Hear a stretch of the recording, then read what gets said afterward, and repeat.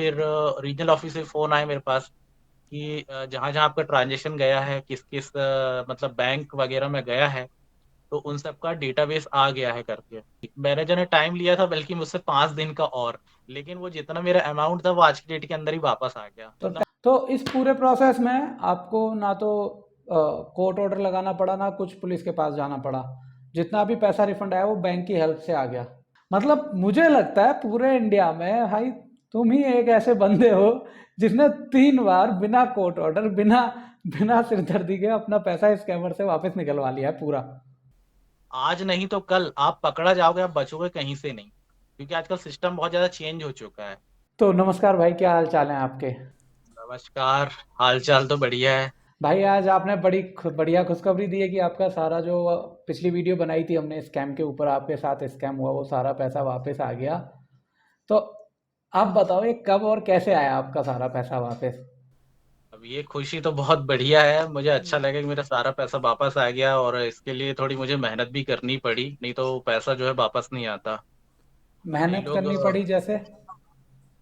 मेहनत ऐसी करनी पड़ी कि जैसा लास्ट टाइम मैंने बताया था ना कि जब फ्रॉड हुआ तो मैंने सारी चीज़ की मतलब फाइल वगैरह कंप्लेंट की थी, ऑनलाइन कंप्लेंट की थी। हम्म। उसके बाद एक कॉपी मैंने बैंक में दी थी।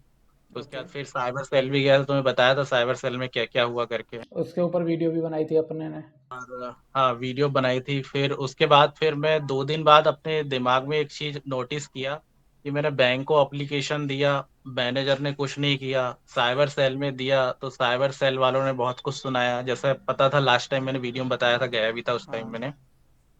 तो फिर नेक्स्ट डे से फिर मैंने क्या किया, जो बैंक की वेबसाइट होती है, सेंट्रल बैंक की वेबसाइट होती है ना कंप्लेंट वाली, पेज वाली, हाँ। तो वहाँ पे फिर मैंने सारे डॉक्यूमेंट जो थे वहाँ पे मैंने सबमिट किए बैंक की वेबसाइट में कि मैंने इतने दिन हो गए, करीबन 1 महीने से ज़्यादा होने लगे हैं। मैनेजर ने कुछ रिस्पॉन्स नहीं दिया, कुछ मतलब जवाब नहीं आया। तो उसके बाद फिर एक दिन मेरे पास फ़ोन आता है, मुंबई ब्रांच से आता है बैंक की तरफ से फ़ोन कि सर आपका साइबर फ्रॉड वगैरह जो हुआ है ना? हम्म। तो हमारे पास में मतलब कोई स्टेटस अपडेट नहीं हुआ है, तो एक बार मैनेजर से बात करिए करके, है ना? ओके। तो मैनेजर से मैंने बात किया बैंक वाले से, तो उनको कुछ समझ में नहीं आ रहा था मतलब क्या करना चाहिए, स्टेप क्या है करके। तो फिर मैंने कहा सर एक बार आप जो है आप रीजनल ऑफिस को फॉरवर्ड कर दीजिए करके। तो मेरी जो फाइल थी वो रीजनल ऑफिस गई। फिर 2 दिन पहले मेरे पास फ़ोन आया था रीजनल ऑफिस से हम्म। कि सर मैं ब्रांच मैनेजर से बोल रहा हूँ रीजनल ऑफिस से, आपके सेंट्रल बैंक से। तो आपके साथ जो-जो इंसिडेंट हुआ था, आप उसका सारा मुझे ट्रैकिंग डिटेल वगैरह दे सकते हैं क्या? जो फाइल वगैरह थी, तो वही मैंने उनको व्हाट्सएप में फॉरवर्ड की थी।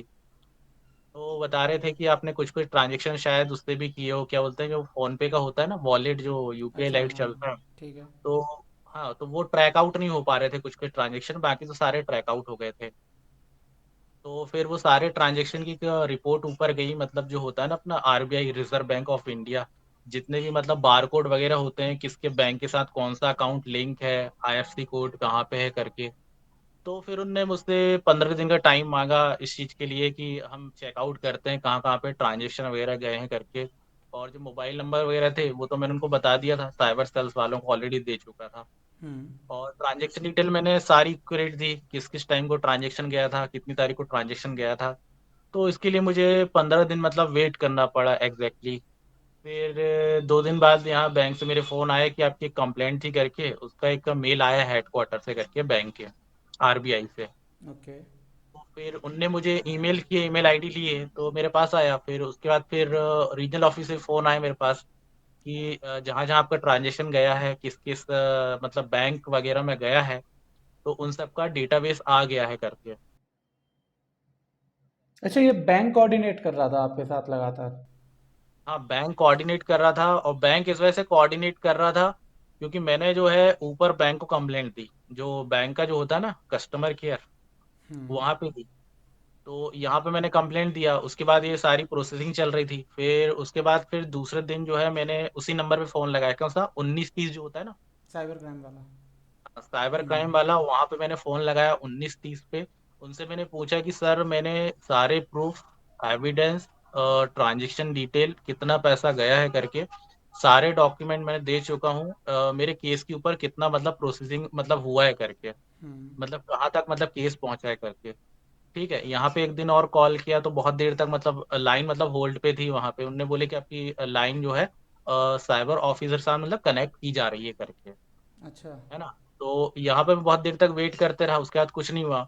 अच्छा, मतलब 19-30 वालों ने कोऑर्डिनेट करने की कोशिश करी होगी, पर जैसा है कोई भी पुलिस ऑफिसर फ़ोन उठाता ही नहीं है। हाँ, वहाँ वहाँ पे फोन नहीं उठाया तो फिर मेरे को एक चीज और ध्यान आई, 181 181 जो हमारे इधर चलता है एमपी में, मध्य प्रदेश में। अच्छा। तो 181 मैंने कंप्लेंट लगाया, वहाँ पे कंप्लेंट वगैरह भी दर्ज कराया कि सर इतने दिन हो गए करके, जून के टाइम से मेरा कंप्लेंट चल रहा है साइबर फ्रॉड का। मैंने साइबर सेल पे भी मतलब ऑनलाइन मतलब कंप्लेंट दर्ज कर दी थी उस टाइम, और डॉक्यूमेंट भी एसपी ऑफिस में मतलब जमा कर दिया था, कॉपी जमा कर दिया था। तो अभी तक मतलब मेरे केस में मतलब इतना फोकस मतलब दिया नहीं है करके। तो फिर वहां पे मैंने कंप्लेंट दर्ज करवाने के बाद जो है कंप्लेंट को लेवल 4 सेक्शन पे पहुंचाया, मतलब लेवल 4 इन्वेस्टिगेशन पे, मतलब हायर मतलब अथॉरिटी पे, अच्छा, सीनियर्स के पास। सीनियर्स के पास पहुंचाया कि सारे मतलब प्रूफ। तो ये सीनियर्स के पास जो 181 पे कॉल करी, उसके बाद आपके सारा केस गया लेवल 4 पे? हाँ, लेवल 4 पे गया, और लेवल 4 पे जाने के बाद क्या हुआ, वहां से कोऑर्डिनेशन का उनके पास भी ईमेल आया, रीजनल ऑफिस बैंक वालों के पास भी, अच्छा। है ना, कि इस टाइप का केस है करके, यहाँ यहाँ ट्रांजेक्शन गया है करके, इस अमाउंट को जो है आपको मतलब बैक लेके आना है, होल्ड अप करना है इन सब, मतलब जो जो ट्रांजेक्शन गया है जहाँ जहाँ करके। तो उन ओके। लोगों ने जो है कम से कम 5 दिन का टाइम लिए, मतलब होल्ड डाउन करने के लिए। अलग अलग बैंक में गया था पैसा, मैनेजर ने मुझे बताया कि आपका Indian overseas bank, Kotak bank, और 2-3 बैंक और है, एसबीआई है, एक आईसीआईसी बैंक है। तो जितने बैंक के अंदर मेरा पैसा गया था, जिस जिस डेट को मतलब गया था, तो उन सबको मतलब होल्ड लगा दी उनने। ठीक और है। मैनेजर ने कहा था मुझे कि आप 5 दिन का वेट करिए, आपका जो भी पैसा गया है वो मतलब क्रेडिट वगैरह हो जाएगा, बैक टू कर दिया जाएगा। तो इतनी प्रोसेस वगैरह चल रही थी, मैनेजर ने टाइम लिया था बल्कि मुझसे 5 दिन का और, लेकिन वो जितना मेरा अमाउंट था वो आज की डेट के अंदर ही वापस आ गया तो मतलब। टाइम कब मांगा था मैनेजर ने? 5 दिन पहले या 1-2 दिन पहले? अभी 5 दिन पहले उनका कॉल आया था, बोलते 5 दिन का और टाइम लगेगा, जो भी डिटेल वगैरह हम फॉरवर्ड करेंगे। तो इस पूरे प्रोसेस में आपको ना तो कोर्ट ऑर्डर लगाना पड़ा, ना कुछ पुलिस के पास जाना पड़ा। जितना भी पैसा रिफंड आया वो बैंक की हेल्प से आ गया। हाँ, बैंक की हेल्प और से ये आ गया। टोटल कितना और अमाउंट है? टोटल वही 30,000 था, 30,000 करीब। 30,000 रुपये आपने खुद के दम पे ही बैंक और अपने यहाँ 181 जो सीएम हेल्पलाइन नंबर है उसकी मदद से हाँ वापस ले लिए? हाँ, कमाल है वापस आ भाई। गया वो तो बड़ी। मतलब मुझे लगता है पूरे इंडिया में भाई तुम ही एक ऐसे बंदे हो जिसने 3 बार बिना कोर्ट ऑर्डर, बिना बिना सिरदर्दी के अपना पैसा स्कैमर से वापस निकलवा लिया है पूरा। नहीं, मेरी किस्मत ही ऐसी है, क्या करूं। लास्ट टाइम जो फ्रॉड हुआ था, मैंने उस टाइम पे आपको बताया था, चाइना वाले के साथ भी क्या फ्रॉड हुआ, 7,200 रुपये गए थे इसमें। वो भी वापस निकलवा लिए थे, हाँ, पूरे आ गए थे। है वो ना? मिजोरम में गया था मेरा पैसा, क्रिप्टो में उसने करवा लिया था, उसको मैंने वापस करवाया, उसके भी सारे प्रूफ रखे हैं मेरे पास। तो और अभी जो अच्छा, पैसा है उसका मेरे पास प्रूफ रखा है। खैर कॉन्ग्रेचुलेशन भाई, और मिलूंगा ना तो इस चीज़ की तो पार्टी चाहिए भाई, क्योंकि वन एंड ओनली जो बंदा जिसने 3 बार पैसे ले लिए स्कैमर से अपने वापस। पर भाई चौथी बार मत फंसना।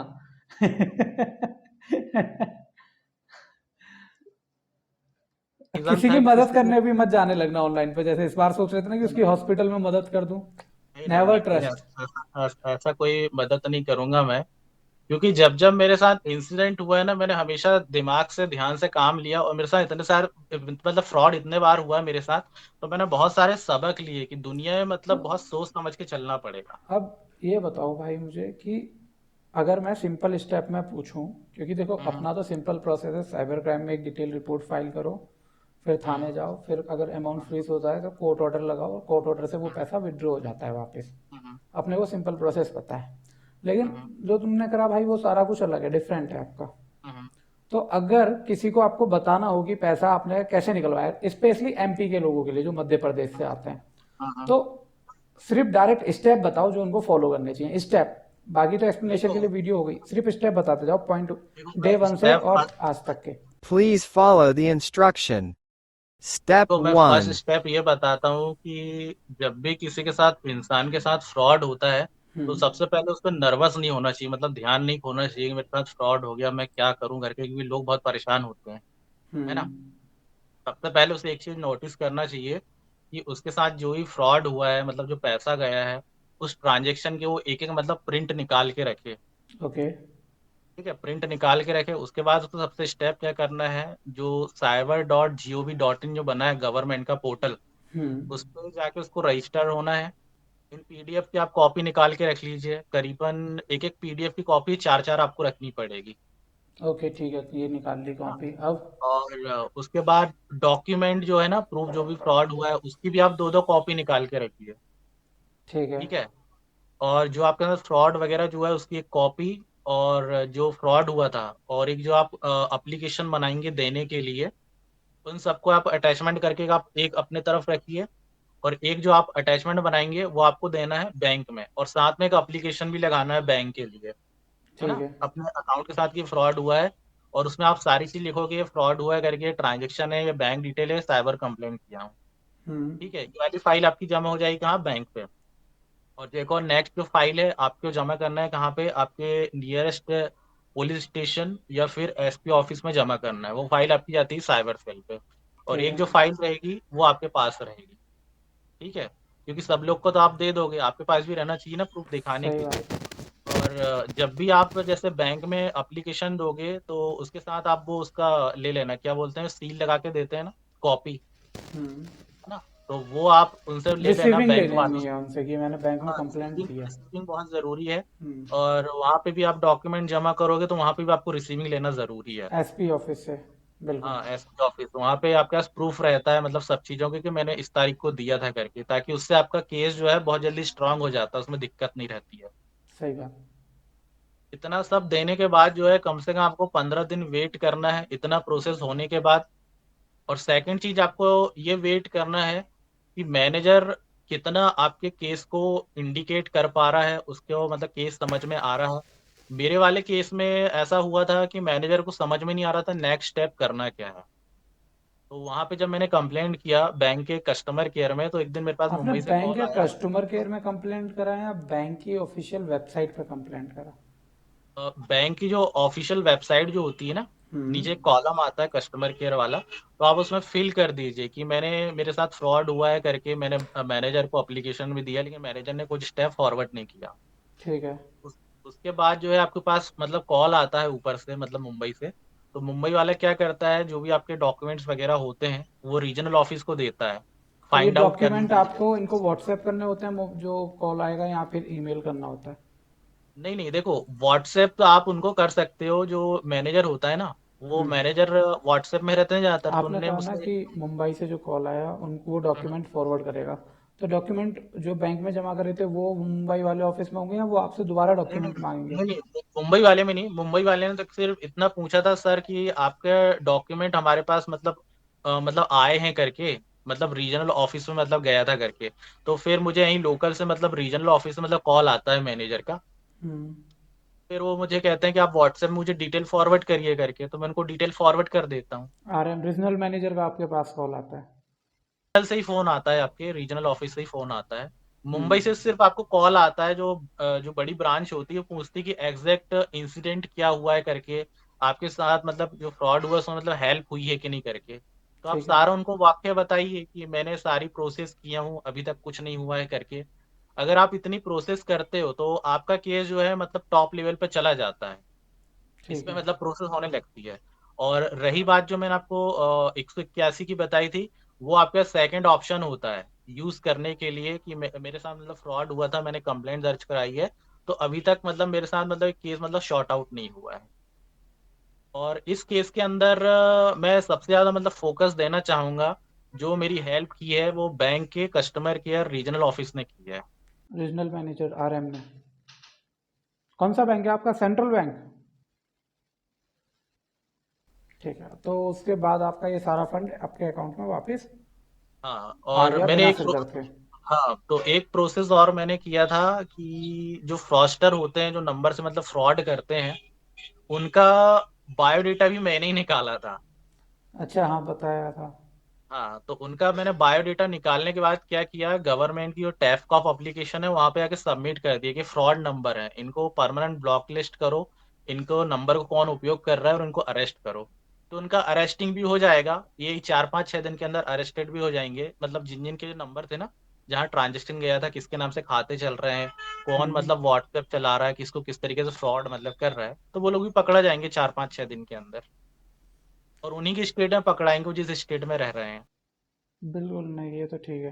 तो कुल मिला के ये सारे स्टेप फॉलो करते हैं तो चांसेस रहते हैं। इस बीच में सबसे बड़ी बढ़िया बात जो मुझे लगी है ना अभी तक, वो ये है कि कोर्ट ऑर्डर जैसी चीज़ों का सिर दर्द नहीं पड़ा।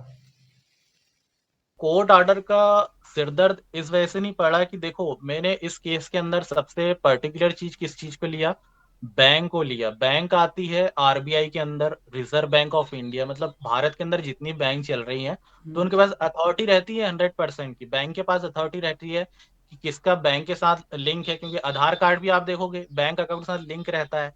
और जो ट्रांजेक्शन जाते हैं वो बैंक के पास और आरबीआई के पास इसकी पूरी अथॉरिटी रहती है कि कौन सा आईएफएससी कोड है, ये बैंक कहाँ पे है, किसके जरिए पैसा गया है करके। आप सारे उनको प्रूफ दीजिए तो बैंक आपकी 100% हेल्प करती है, ये चीज रहता है। ओके। लेकिन कई लोग क्या करते हैं कि साइबर सेल के मतलब भरोसे बैठे रहते हैं, तो साइबर सेल के आपको भरोसे नहीं बैठना है। कुछ स्टेप आपको भी फॉलो करनी पड़ेगी, थोड़ी सी मेहनत करनी पड़ेगी, जिस तरीके से मैंने किया। चलिए ठीक है, तो ये इन्फॉर्मेशन काफ़ी काम की रही, और अपना कीमती समय देने के लिए आपका बहुत बहुत धन्यवाद भाई। और मैं दूसरे लोग से भी कहना चाहूंगा, सबसे ज्यादा तो आपके वीडियो जो फ्रॉस्टर लोग हैं वो लोग नीचे बैठ के देखते होंगे, और वो अच्छा। लोग भी दिमाग लगाते होंगे। तो मैं धोखेबाज लोगों को कहना चाहता हूँ कि देखो भाई, अगर आप किसी के साथ फ्रॉड कर रहे हो तो आज से काम करना छोड़ दो, क्योंकि आजकल सिस्टम बहुत स्ट्रिक्ट हो चुके हैं। आज नहीं तो कल आप पकड़ा जाओगे, आप बचोगे कहीं से नहीं, क्योंकि आजकल सिस्टम बहुत ज्यादा चेंज हो चुका है। ये ये तो चीज है, है। No doubt. चलिए, थैंक यू भाई जुड़ने के लिए हमारे साथ। जी, और कुछ सबूत चाहिए होगा तो आप ले लेना, मैं आपको भेज दूंगा स्क्रीनशॉट जो मतलब पैसे वगैरह आए हैं। ठीक है भाई, ठीक है, डन। ठीक ओके। है। ओके। जी जी, थैंक यू, धन्यवाद।